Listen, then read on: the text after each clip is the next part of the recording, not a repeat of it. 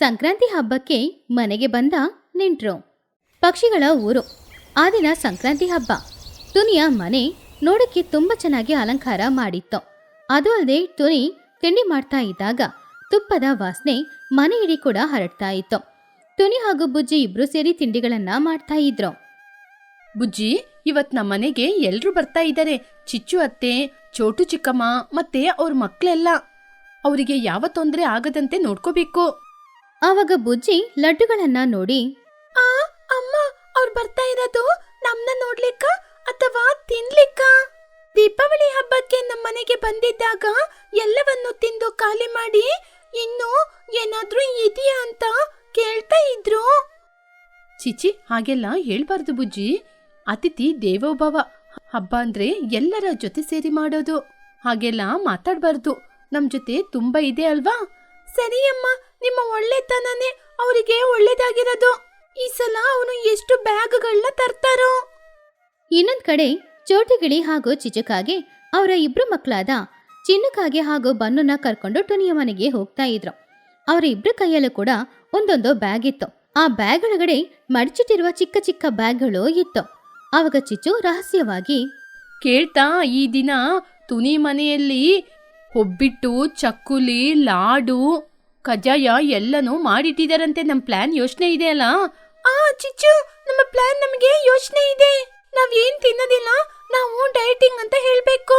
ತಿನ್ನುವಾಗ ಮಾತ್ರ ನೀವು ಬಲವಂತ ಮಾಡ್ತಾ ಇದ್ದೀರಾ ಅಂತಾನೆ ನಾವು ತಿಂತಾ ಇರೋದು ಅಂತ ತೆಗ್ದಿಟ್ಕೋಬೇಕು. ಅಯ್ಯೋ ಅಮ್ಮ, ನಾನು ಡಯಟಿಂಗ್ ಮಾಡೋದಿಲ್ಲ, ನನಗೆ ಹಸಿವಾಗ್ತಾ ಇದೆ, ನಾನು ಫುಲ್ಲು ತಿಂತೀನಿ. ಅಯ್ಯೋ, ಯಾಕೋ ನಿನಗೆ ಅಷ್ಟೊಂದು ಅರ್ಜೆಂಟು? ತಿನ್ನುವಾಗನೇ ಎಲ್ಲ ಅಲ್ಲೇ ತಿಂದು ಖಾಲಿ ಮಾಡಿದ್ರೆ ಮನೆಗೆ ಏನೋ ತಗೊಂಬರೋದು?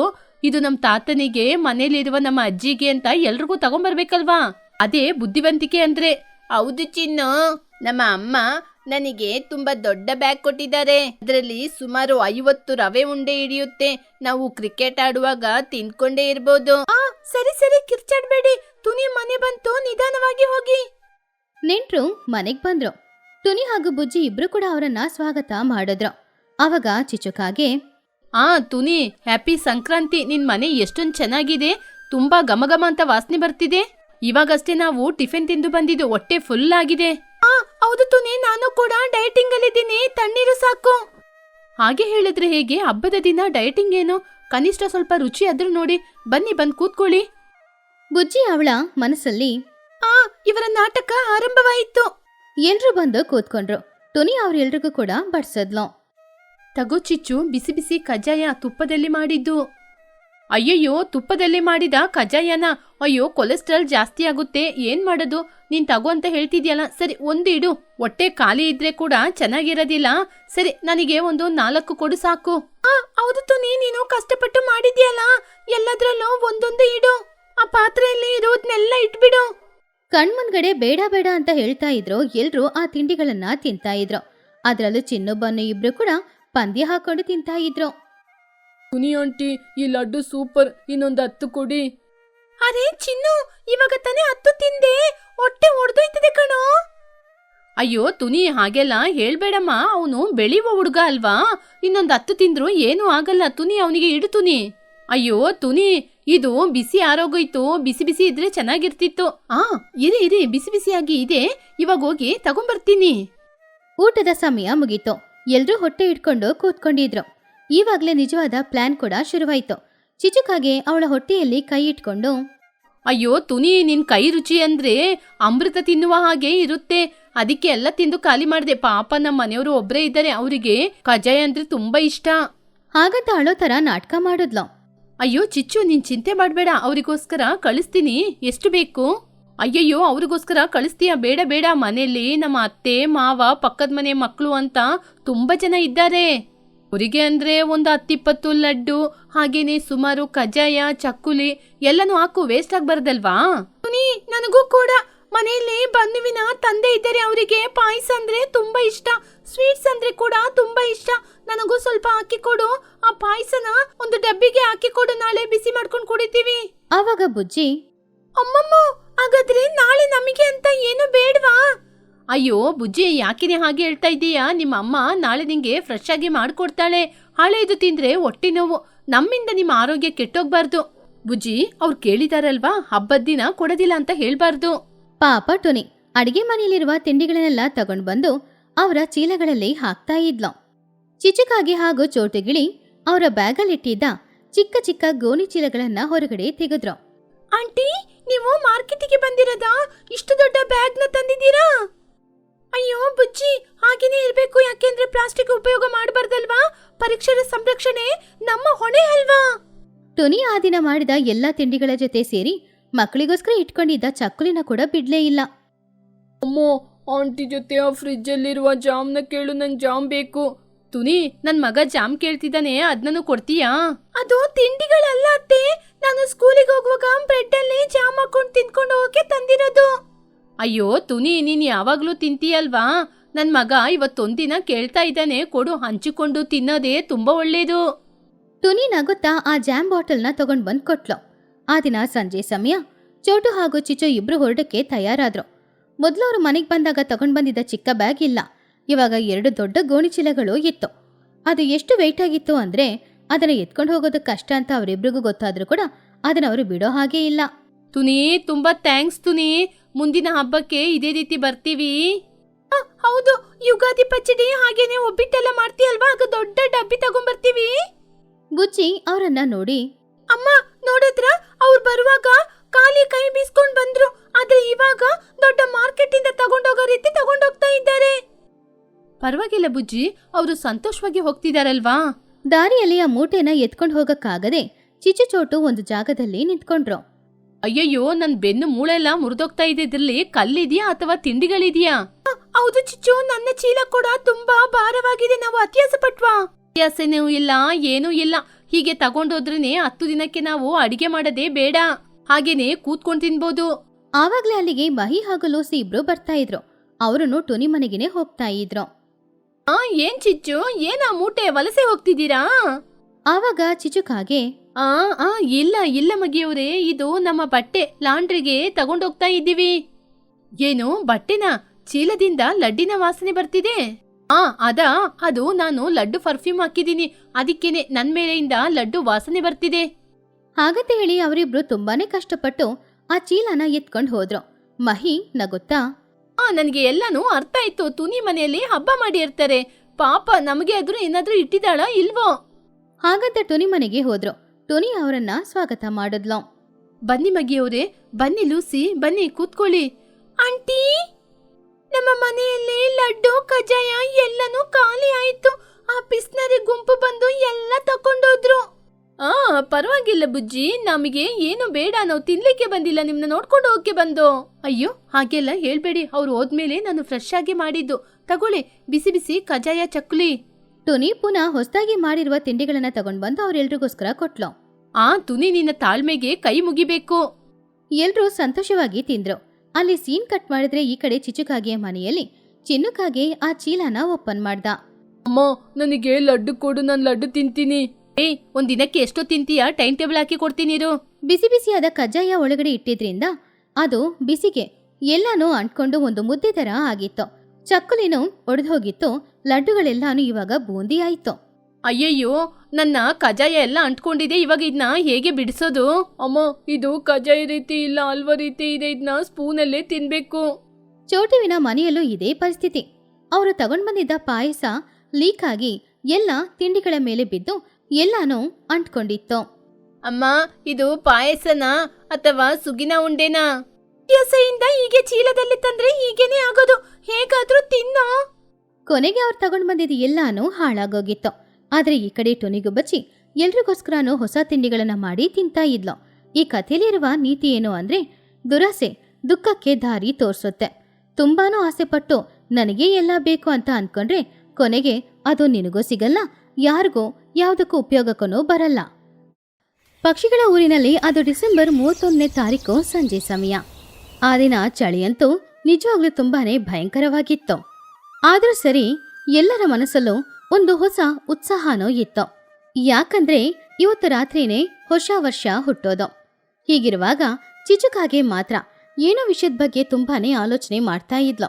ಆವಾಗ ಚಿನ್ನುಕಾಗೆ ಚಿಚುಕಾಗೆ ಹತ್ತಿರ ಬಂದು ಒಂದು ಖಾಲಿ ಪ್ಲೇಟನ್ನ ಹಿಡ್ಕೊಂಡು, ಅಮ್ಮ, ಇವತ್ತು 31st ನೈಟ್ ಅಲ್ವಾ, ನಾವು ಸೆಲೆಬ್ರೇಟ್ ಮಾಡೋದಿಲ್ವಾ? ನನ್ನ ಫ್ರೆಂಡ್ ಬನ್ನು ಅವನ ತಾಯಿ ಜೊತೆ ಸೇರಿ ಏನೋ ದೊಡ್ಡ ಪ್ಲ್ಯಾನ್ ಮಾಡ್ತಾ ಇದ್ದಾನೆ ಅಂತಮ್ಮ. ಹಾಗಾದರೆ ನಾವು ಕೂಡ ಸೆಲೆಬ್ರೇಟ್ ಮಾಡ್ಬೋದಲ್ವಾ? ಆವಾಗ ಚಿಚುಕಾಗೆ, ಏನೋ ಸೆಲೆಬ್ರೇಷನ್ಗೆ ಹಣ ಖರ್ಚಾಗುತ್ತೆ ಕಣೋ. ಹಣ ಖರ್ಚು ಮಾಡಿದ್ರಲ್ಲಿ ನನಗಿಷ್ಟ ಇಲ್ಲ. ನಮ್ಮ ಊರಿನಲ್ಲಿ ಇರೋರು ಎಲ್ಲರೂ ಕೂಡ ಜಿಪ್ನರೇ ತಾನೆ. ನಾನು ಮಾತ್ರ ಯಾಕೆ ಹಣನ ಧಾರಾಳವಾಗಿ ಖರ್ಚು ಮಾಡಬೇಕು ಹೇಳೋ? ಆ ಸಮಯದಲ್ಲೇ ಚಿಚು ಮನೆಗೆ ಟುನಿ ಬಂದ್ಲು. ಏನ್ ಚಿಚು, ತುಂಬಾ ಉತ್ಸಾಹದಿಂದ ಇರೋ ಥರ ಇದೆ, ಮುಖ ಎಲ್ಲ ಫಳೀಚಂತ ಇದೆ. ಏನೋ ಹೊಸ ವರ್ಷಕ್ಕೆ ಏನಾದರೂ ಪ್ಲ್ಯಾನ್ ಇಟ್ಕೊಂಡಿದ್ಯಾ?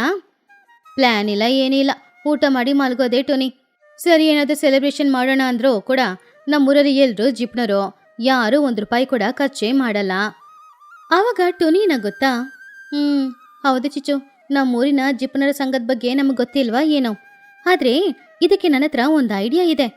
ನಾವು ಎಲ್ಲರೂ ಸೇರಿ ಮನೇಲಿ ಸಪ್ರೇಟಾಗಿ ಸೆಲೆಬ್ರೇಷನ್ ಮಾಡೋದು ಬೇಡ. ಎಲ್ಲರೂ ಮನೆಯಿಂದ ಏನಾದರೂ ಮಾಡಿ ತಗೊಂಡು ಬಂದು ಒಟ್ಟಿಗೆ ಸೆಲೆಬ್ರೇಷನ್ ಮಾಡೋಣ. ಆವಾಗ ಅಷ್ಟೇನು ಖರ್ಚಾಗಲ್ಲ, ಸೆಲೆಬ್ರೇಷನ್ ಮಾಡಿದ ಹಾಗೇನೇ ಇರುತ್ತೆ. ಅದನ್ನು ಕೇಳಿ ಚಿಚುಕಾಗೆ, ಆಹಾ, ಈ ಐಡಿಯಾ ತುಂಬ ಚೆನ್ನಾಗಿದೆ ಟುನಿ. ಸರಿ, ಹಾಗಾದರೆ ಈ ವಿಷಯನ ಎಲ್ಲರ ಹತ್ರನೂ ಹೇಳೋ ಜವಾಬ್ದಾರಿನ ನಾನು ತಗೊಳ್ತೀನಿ.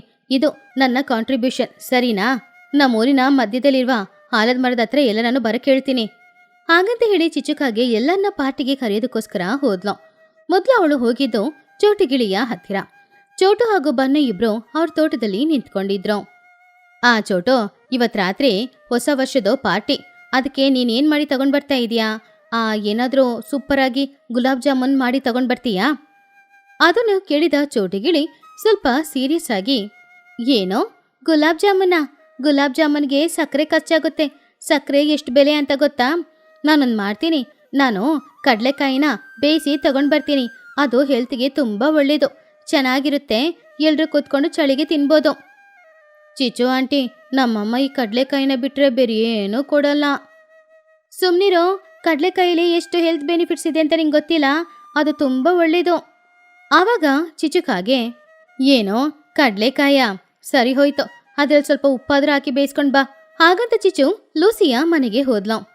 ಲೂಸಿ, ಪಾರ್ಟಿಗೆ ನೀನೇನು ತಗೊಂಡು ಬರ್ತಾ ಇದೀಯಾ? ಪಿಜ್ಜಾ, ಬರ್ಗರ್, ಸ್ಯಾಂಡ್ವಿಚ್ ಏನೋ ತಗೊಂಡ್ಬರ್ತೀಯಾ? ಪಿಜ್ಜಾ, ಬರ್ಗರಾ? ಅದೆಲ್ಲ ಹೆಲ್ತ್ ಸ್ಪಾಯ್ಲ್ ಮಾಡುತ್ತೆ ಚಿಚು. ಮೈದಾ ತಿಂದರೆ ಹೊಟ್ಟೆ ದಪ್ಪ ಆಗುತ್ತೆ. ಅದು ಬೇಡ, ನಾನು ಪುರಿ ತಗೊಂಡು ಬರ್ತೀನಿ. 0 ಕ್ಯಾಲರೀಸ್, ತುಂಬ ಚೆನ್ನಾಗಿರುತ್ತೆ. ಅದನ್ನು ಕೇಳಿದ ಚಿಚುಕಾಗೆ, ಏನೋ ಪುರಿನಾ? ಅದನ್ನು ತಿಂದರೆ ಹೊಟ್ಟೆ ತುಂಬುತ್ತಾ? ಏನು ಮಾಡಿದೆಯಲ್ಲ ನಮ್ಮ ಹಣೆ ಬರಹ. ಹಾಗಂತ ಹೇಳಿ ಅಲ್ಲಿಂದ ಮಹಿಹದ್ದಿನ ಮನೆಗೆ ಹೋದ್ಲು. ಚಿಚೋ, ಈ ಊರಿನಲ್ಲೇ ನಾನೇ ತುಂಬ ದೊಡ್ಡವಳು. ನೀವೆಲ್ಲರೂ ಚೆನ್ನಾಗಿರ್ಬೇಕು ಈ ಹೊಸ ವರ್ಷದಲ್ಲಿ ಅಂತ ಆಶೀರ್ವಾದ ಮಾಡ್ತೀನಿ. ನನ್ನ ಕಾಂಟ್ರಿಬ್ಯೂಷನ್ ಅದೇ. ದೊಡ್ಡವರ ಆಶೀರ್ವಾದ ಮುಖ್ಯ ಅಲ್ವಾ? ಆವಾಗ ಚಿಚುಕಾಗಿ ಬೇಜಾರಿಂದ, ಇದೇನು ಪಾರ್ಟಿನೋ ಏನೋ, ಆಶೀರ್ವಾದ ಇದ್ರೆ ಹೊಟ್ಟೆ ತುಂಬುತ್ತಾ ಇದೋ?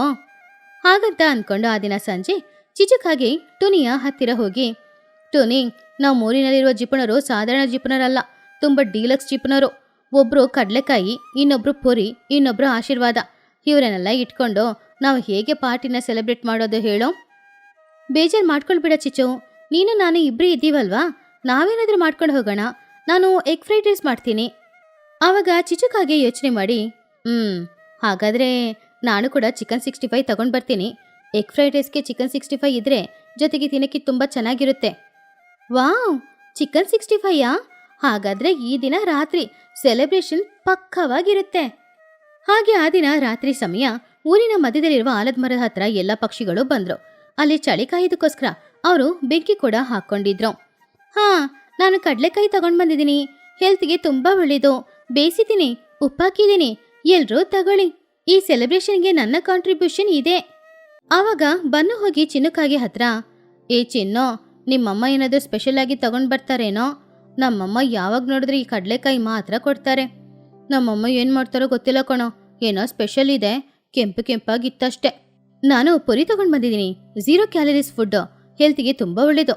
ತಥಾಸ್ತು, ನನ್ನ ಆಶೀರ್ವಾದ ಕೂಡ 0 ಕ್ಯಾಲರಿನೇ. ಎಲ್ಲರೂ ಟುನಿ ಹಾಗೂ ಚಿಚಿಗೋಸ್ಕರ ಕಾಯ್ತಾ ಇದ್ರು. ಆವಾಗಲೇ ಟುನಿ ದೊಡ್ಡ ಪಾತ್ರೆ ತಗೊಂಡು ಬಂದ್ಲು. ಅದರಲ್ಲಿ ಎಗ್ ಫ್ರೈಡ್ ರೈಸ್ ಇತ್ತು. ಪರಿಮಳ ತುಂಬ ಚೆನ್ನಾಗಿ ಬರ್ತಾ ಇತ್ತು. ವಾವ್ ಅಮ್ಮ, ಎಗ್ ಫ್ರೈಡ್ ರೈಸಾ? ತುಂಬ ಚೆನ್ನಾಗಿರುತ್ತೆ. ನಿನ್ನ ಎಗ್ ಫ್ರೈಡ್ ರೈಸ್ ತಿಂದೆ ಇವತ್ತು ನಾವು ಹೇಗಾದರೂ ಹೊಟ್ಟೆ ತುಂಬಿಸ್ಕೊಳ್ಬೇಕು ಅಷ್ಟೇ. ಎಲ್ಲರೂ ಇವಾಗ ಚಿಚುಕಾಗೆಗೋಸ್ಕರನೇ ಕಾಯ್ತಾ ಇದ್ರು.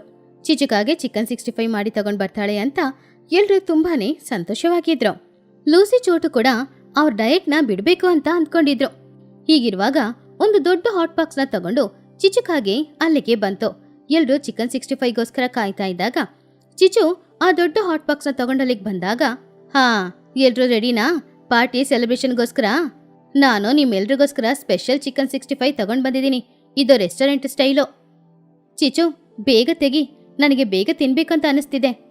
ಆವಾಗ ಚಿಚುಕಾಗಿ ಒಂದು ಪ್ಲೇಟ್ ತಗೊಂಡು ಎಲ್ರು ಏನೇನು ತಗೊಂಡ್ ಬಂದಿದಾರೋ ಅದನ್ನ ಆ ಪ್ಲೇಟಲ್ಲಿ ಇಟ್ಲು.